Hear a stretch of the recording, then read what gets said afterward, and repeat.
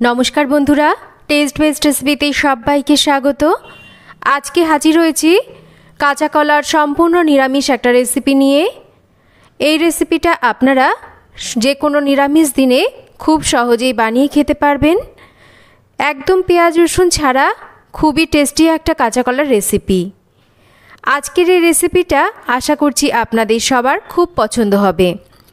তবে রেসিপিটা দেখে আপনারা হয়তো ভাবতে পারেন রেসিপিটা আপনারা জানেন, কিন্তু একদমই নয়।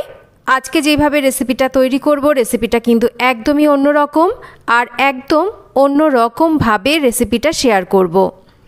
তাই রেসিপিটা যদি আপনারা স্কিপ করেন তাহলে কিন্তু বুঝতেই পারবেন না কিভাবে রেসিপিটা তৈরি করছি। আর রেসিপিটা স্কিপ করলে আপনারা রেসিপিটার অনেক কিছুই মিস করে যাবেন। তাই পুরো রেসিপিটা আপনাদের দেখার অনুরোধ রইল। চলুন আজকের রেসিপি শেয়ার করি। সবার প্রথমে আমি এখানে দেখুন একটা কাঁচকলা নিয়ে নিয়েছি। আর কাঁচকলাগুলো যদি একটু পুষ্ট হয় তাহলে কিন্তু ভালো হবে। প্রথমে আমি কাঁচকলাটাকে কেটে নিচ্ছি। একটা কাঁচকলাতেই আমার আজকের রেসিপিটা তৈরি হয়ে যাবে। কাঁচকলাগুলোকে আমি দেখুন এরকম করে কেটে নেওয়ার পর এবার আমি কাঁচকলাটাকে সেদ্ধ করে নিচ্ছি। কলাটা সেদ্ধ হতে থাক, ততক্ষণ একটা মশলা বানাবো। নিয়েছি একটা টমেটো, 1 চামচ চারমগজ, হাফ ইঞ্চি আদা, 3টে কাঁচা লঙ্কা। মশলার পেস্ট আমি তৈরি করে নিয়েছি। এদিকে কলাটাও সেদ্ধ হয়ে গেছে। আমি প্রেসার কুকারে একটা সিটি দিয়ে হাই ফ্লেমে সেদ্ধ করে নিয়েছি। সঙ্গে সঙ্গেই কিন্তু জল থেকে কলাগুলোকে তুলে নিতে হবে, না হলে কলাগুলো জলসা হয়ে যাবে।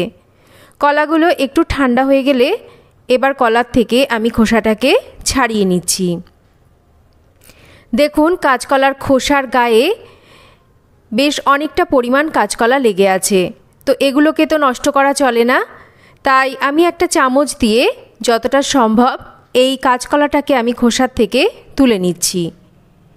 তবে আপনারা যদি চান এই খোসা কিন্তু অবশ্যই বাটা করে খেতে পারেন। এই খোসা বাটা খেতেও কিন্তু খুবই ভালো লাগে, আর এটা কিন্তু আমার খুবই একটা পছন্দের রেসিপি।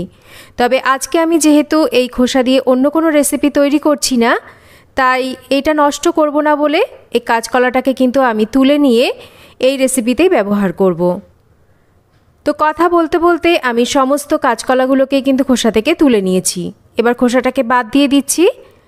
আর কাঁচকলাটাকে এবার আমি একটু হাত দিয়ে এরকম ম্যাশ করে নেব। দেখুন যেহেতু কলাটাকে আমি সেদ্ধর সঙ্গে সঙ্গে গরম জল থেকে তুলে নিয়েছিলাম, কলার মধ্যে কিন্তু একটুও জলসা ভাব হয়নি। কলাটা ঠিক এই রকম শুকনোভাবেই আমাদের দরকার। এদিকে আমি দেখুন মুগ ডাল ভিজিয়ে রেখেছিলাম। ডালটা ভালো করে ভিজে গেছে, জল ঝরিয়ে একদম শুকনো করে বেটে নিয়েছি। একটা কড়াইতে 1 টেবিল চামচ তেল গরম করে নেব। খুবই সামান্য পরিমাণ তেলের প্রয়োজন, খুব বেশি তেল দেওয়ার একদমই দরকার নেই। তেল গরম হলে সামান্য একটু কালো জিরে, তার সাথে দিয়ে দিচ্ছি একটু হিং, আর দেব এখানে একটু আদা কাঁচা লঙ্কা বাটা। এবারে হিং আর আদা কাঁচা লঙ্কা বাটাটাকে আমরা একটু ভেজে নেব। যে ডালটা আমি শুকনো করে বেটে রেখেছিলাম, এবার সেই ডাল বাটাটাকে আমরা কড়াইতে ঢেলে দিচ্ছি। স্বাদ মতন একটু লবণ দেব, সামান্য করে একটু এখানে লঙ্কার গুঁড়ো দিচ্ছি, আর তার সাথেই দিচ্ছি এখানে ভাজা জিরের গুঁড়ো অল্প করে, আর একটু হলুদ দিচ্ছি কালারের জন্য, স্বাদ মতন একটু মিষ্টি দিচ্ছি। এবার আমরা এই ডাল বাটাটাকে একটু নাড়াচাড়া করে নেব। তবে ডাল বাটাটা দেখবেন এরকম কড়াইয়ের গায়ে লেগে লেগে যাবে, তবে সেক্ষেত্রে ভয় পাওয়ার কিছু নেই, খুব সহজেই কিন্তু এটা উঠে যাবে। আর যখন দেখবেন ডালটা এই রকম মণ্ড পাকিয়ে যাচ্ছে, তখন বুঝবেন এটা আমাদের হয়ে গেছে। এবার এটাকে আমি নাবিয়ে নেব। এদিকে দেখুন কাঁচকলাটাও কিন্তু আমি ম্যাশ করে রেখেছিলাম, সুন্দরভাবে ঠান্ডা হয়ে গেছে। ডাল বাটাটাকেও আমি এখানে নিয়ে নিচ্ছি, মানে যেটাকে বানিয়ে নিয়েছিলাম। এর মধ্যে দিয়ে দিচ্ছি আমি হাফ চামচ ঘি। খুব ভালো করে এবার আমাদের এই কাঁচকলা আর ডাল বাটা আর ঘি দিয়ে মেখে নিতে হবে, যাতে একটুও দলাভাব না থাকে, আর দুটোই ভালো করে মেশে সেটা আমাদের খেয়াল রাখতে হবে। এর মধ্যে কিন্তু কোনো রকম বেসন, চালের গুঁড়ো কোনো কিছু মেশানোর একদমই দরকার নেই। দেখতেই পাচ্ছেন আমি শুধু এই কাঁচকলা আর ডাল বাটা দিয়ে মেখে নিয়েছি। খুব ভালো করে কিন্তু মেখে নিতে হবে, যাতে এর মধ্যে একটুও দলাভাব না থাকে। এবার আমি হাতের মধ্যে একটু ঘি মাখিয়ে নিলাম। এবার দেখুন আমি এই রকম ছোট ছোট করে এগুলোকে শেপ দিয়ে নিচ্ছি। আমি একটু এই রকম গোল গোল করে বানিয়ে নিচ্ছি আর একটু এগুলোকে ফ্ল্যাট করে দিচ্ছি, মানে কোপ্তার আকারে করে দিচ্ছি। আর যদি আমরা একটু ঘি মাখিয়ে এগুলোকে করি তাহলে এগুলো হাতের মধ্যে লেগেও যাবে না, আর তাছাড়া এগুলোর মধ্যে সুন্দর একটা ঘিয়ের সুগন্ধ আসবে। দেখুন আমি আরও কয়েকটা বানিয়ে আপনাদের দেখিয়ে দিচ্ছি। ঠিক এইভাবেই এগুলোকে বানিয়ে নেবেন। তাছাড়া যদি মনে হয় আপনারা অন্যরকম শেপ দেবেন, সেটাও কিন্তু আপনারা অবশ্যই সেক্ষেত্রে করে নিতে পারেন। সমস্তগুলোকেই আমি ঠিক একই রকম করে বানিয়ে নেব। আপনারা তো কাঁচকলা দিয়ে অনেক ধরনের অনেক রকম রেসিপি বাড়িতে বানিয়ে খান। একবার আমি যেইভাবে আজকে রেসিপিটা আপনাদের সাথে শেয়ার করছি, রেসিপিটা আপনারা স্কিপ না করে দেখে যদি বানান তাহলে এটুকু গ্যারান্টি দিয়ে বলতে পারি এই রেসিপি কিন্তু একবার বানানোর পর বারবার আপনারা এইভাবেই বানিয়ে খাবেন। দেখুন এগুলো আমি বানিয়ে নিয়েছি। এগুলোকে কিন্তু আপনারা ফ্রিজের মধ্যে স্টোর করেও রাখতে পারেন। যে কোনো সময় কিন্তু এগুলো বের করে ভেজে বানিয়ে নিতে পারেন। আর তাছাড়া এগুলো কিন্তু শুধু ভাজা খেতেও খুবই ভালো লাগে। এবার রান্নাটা শুরু করব। সবার প্রথমে আমি কড়াইতে তেল গরম করে নিচ্ছি, যেহেতু এগুলোকে আমি ভাজবো। খুব ভালো করে তেলটা গরম হয়ে গেলে এবার আমি কয়েকটা করে কাঁচকলার বানিয়ে নেওয়া, আমি এগুলোকে কোপ্তাই বলছি, কোপ্তাগুলোকে ছেড়ে দিচ্ছি। মাঝারি আঁচে রেখে আমাদের এগুলোকে ভেজে নিতে হবে। দেওয়ার সাথে সাথে এগুলোকে উল্টাবেন না, একটু ধৈর্য ধরবেন। দেখুন একটা পাশ সোনালি রং ধরে গেছে। এবার আমরা উল্টে পাল্টে এগুলোকে খুব সহজেই সুন্দর করে ভেজে নেব। দেখতেই পাচ্ছেন কত লোভনীয় এগুলো তৈরি হচ্ছে। দেখেই মনে হচ্ছে এগুলোকে শুধুই খাই। খুব সুন্দর করে সোনালি করে এগুলোকে আমরা মাঝারি আঁচে রেখে ভেজে নেব। একটা ব্যাচ ভাজা হয়ে গেছে। এবার আমি এগুলোকে তুলে নিচ্ছি। খুবই অল্প সময়ে এগুলো ভেজে নেওয়া যায়। খুব একটা সময় কিন্তু এগুলো ভাজতে আমাদের দরকার হয় না। দেখুন এগুলোকে তুলে নিয়েছি। এবার বাকি যেগুলো রয়েছে সেগুলোকেও আমি একইভাবে ভেজে নেব। সমস্তগুলোই আমি ভেজে নিয়েছি। দেখুন ঠিক এই রকম এগুলো দেখতে হয়েছে। দেখেই মনে হচ্ছে না এগুলো শুধু খেয়ে ফেলি। এগুলো কিন্তু সত্যিই শুধু খেতে খুবই ভালো লাগে।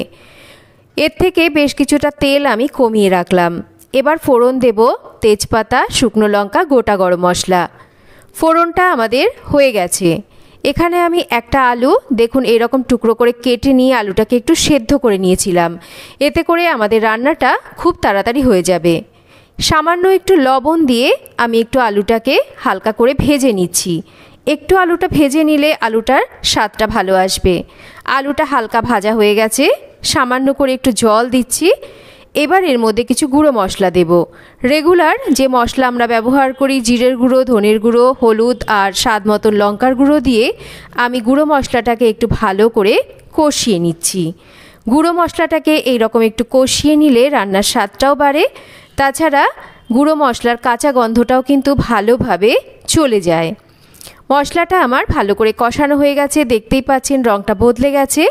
আগে থেকে যে মশলার পেস্ট আমি বানিয়ে রেখেছিলাম সেই মশলার পেস্টটাকে এবার আমরা ঢেলে দেব। একই সাথে আমি স্বাদ মতন লবণ দিয়ে দেব এখানে স্বাদ মতন মিষ্টি। এবার আমরা খুব ভালো করে মশলাটাকে কষিয়ে নেব। মশলা খুব ভালো করে কষানো হয়ে গেছে। মশলার তেল ছেড়ে গেছে। গ্রেভির জন্য এখানে দিয়ে দেব পরিমাণ মতন উষ্ণ গরম জল। জলের পরিমাণটা একটু বেশি দিতে হবে। একই সাথে গরম মশলা গুঁড়ো দেব আর ঢাকা দিয়ে আমরা রান্না করব 5-6 মিনিট। 5-6 মিনিট পর ঢাকাটা সরিয়ে নিয়েছি। আলুটা ভালো করে আমাদের সেদ্ধ হয়ে গেছে, গ্রেভিও কিন্তু রেডি হয়ে গেছে। দিয়ে দিচ্ছি এখানে 1 চামচ ঘি। এবার ভেজে নেওয়া কাঁচকলার কোপ্তাগুলোকে আমরা ছেড়ে দেব। 3 থেকে 4 মিনিট এবার আমরা মিডিয়াম টু হাই ফ্লেমে রেখে এটাকে রান্না করব। কোপ্তাগুলো দেওয়ার পর কিন্তু খুব বেশিক্ষণ রান্না করার প্রয়োজন পড়বে না, তাহলে কোপ্তাগুলো ভেঙে যেতে পারে। তাই মিডিয়াম টু হাই ফ্লেমে রেখে আমাদের 3 থেকে 4 মিনিট রান্না করতে হবে। দেখুন 3-4 মিনিট রান্না করে নিয়েছি। রান্নাটা আমার অলমোস্ট রেডি। এবার আমি এই রকম গ্রেভি অবস্থায় কিন্তু এটাকে নাবিয়ে নেব। তবে গ্রেভি খুব বেশি আপনারা শুকাবেন না, তাহলে কিন্তু ঠান্ডা হয়ে গেলে গ্রেভি একদমই টেনে নেবে, সেক্ষেত্রে এটা খেতে ভালো লাগবে না। তাই একটু এরকম গ্রেভি থাকা অবস্থায় আপনারা এটাকে নাবিয়ে নেবেন। তৈরি হয়ে গেল সম্পূর্ণ নিরামিষ মুগ ডাল দিয়ে কাঁচকলার একটা রেসিপি, একদমই পেঁয়াজ রসুন ছাড়া, আর খুবই সুস্বাদু একটা রেসিপি। আপনারা নিরামিষ দিনে বা যে কোনো দিনের রেসিপিটা বানিয়ে খেতে পারেন, আর একদমই আপনারা বুঝতেই পারবেন না রেসিপিটা কাঁচকলা দিয়ে তৈরি। একবার বানালে, আবারও বলছি, গ্যারান্টি দিয়ে বলতে পারি, রেসিপিটা বারবার আপনারা বানিয়ে খাবেন।